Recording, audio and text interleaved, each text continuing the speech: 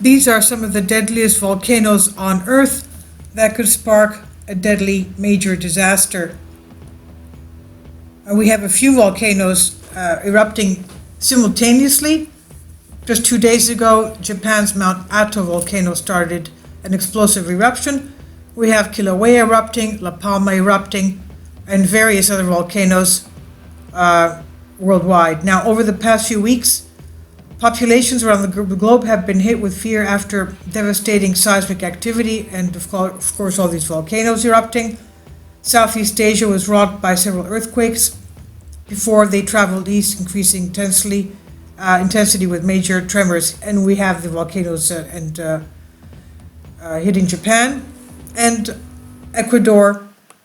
And earthquakes are not only the thing that we should be worried about as a result of seismic activity. Shifting of tectonic plates well beneath the surface can loosen lava and build pressure underground, leaving only one route for the lava to escape, and that is through the volcanoes.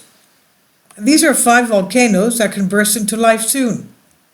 Now, we have a supervolcano, of course, one of the 21 supervolcanoes on our planet, Yellowstone in Wyoming.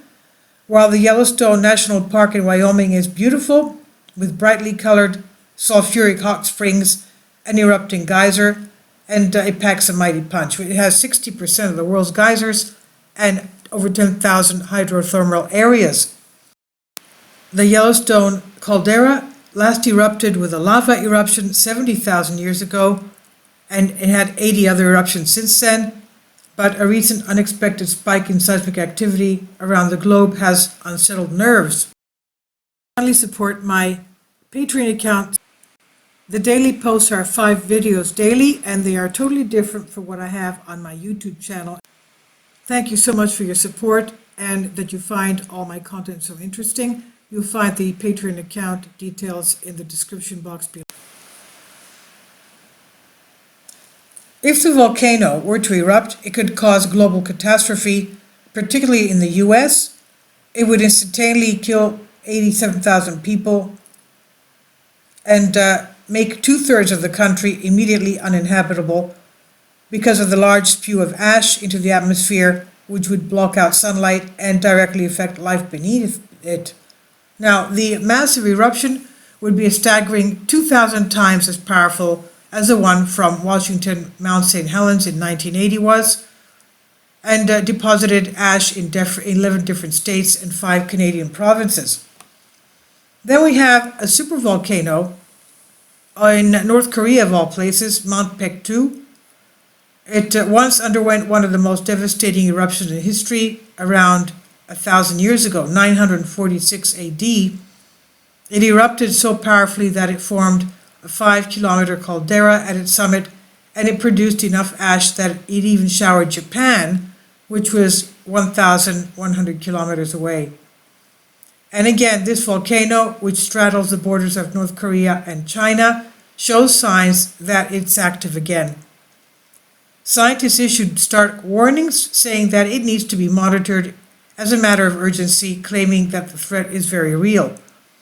Such has been the fear around Mount Pektu in North Korea that it sparked a rare collaboration, North Korea and the West, with a large secretive nation inviting scientists from the UK and US to help study this supervolcano.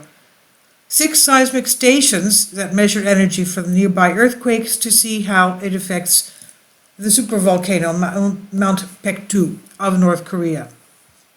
They found an explosion there could rate at a 7 on the Volcanic Explosivity Index, which is a maximum of 8. So a 7 in Mount Pektu of North Korea is very huge. A study published in Science Advances says anything above 8 on the scale could cause worldwide devastation. Stephen Grand, seismologist, University of Texas, Austin, said, "I think the risk of a destructive eruption here is very real," meaning the Mount Pektu volcano in North Korea. And then we have the biggest volcano on the earth, Mauna Loa in Hawaii. We have Kilauea erupting there now. Now, Hawaii is another scenic location home to the world's biggest volcanoes, and Mauna Loa, located on the island of Hawaii, has not erupted since 1984 and is long overdue an eruption, having blown 10 times in the 20th century before that. U.S. National Park Service said concerning Mauna Loa, when Mauna Loa erupts, voluminous, fast-moving lava flows can reach the ocean in a few hours, severing roads and utilities, repaving the volcano's flanks along the way. And this is what we see with the volcanoes of the eruption of Kilauea. It runs like a river. I mean, the last eruption it had when it was going on for 3 months, they estimated that the lava was running, because it has a lot of water in it, it was running at about 16 miles an hour. So since 1843, Mauna Loa has erupted 33 times, most recently in 1984, when lava flows reached to within 4 miles of Hilo. And then we also have the Mexican volcano Mount Popocatépetl, Mexico's volcano situated just 70 kilometers from the city, Mexico City, showing recent signs of activity. The last time El Popo, as it's called, went through a major eruption was in the year 2000. It had not been for previous evacuations. Up to 41 people could have lost their lives, so they were evacuated then. It's been recently simmering into life, eruptions that ejected sheer volumes of ash that showered down to the nearest town of Puebla, causing the airport to shut down, and officials urged nearby residents to wear, of course, face masks. Now, we also have the famous Mount Vesuvius of Italy, one of the famous volcanoes having caused one of the most deadly eruptions in history. It's located in Campania, last erupted in 1944, and usually has eruption cycles of every 20 years, meaning that it's been building up for almost 4 times that amount of time. In the most densely populated volcanic region in the world, 3 million people living in the nearby city of Naples, near Mount Vesuvius. But it's perhaps more famous for its massive eruption, 79 AD. That's when it spewed lava violently and such a quick speed that it completely consumed the local cities of Pompeii and Heraclium. Preserving the latter so perfectly, scientists have been able to recreate the last moments of the residents. This is on Bended Reality. Please leave your comments, and thank you for your support.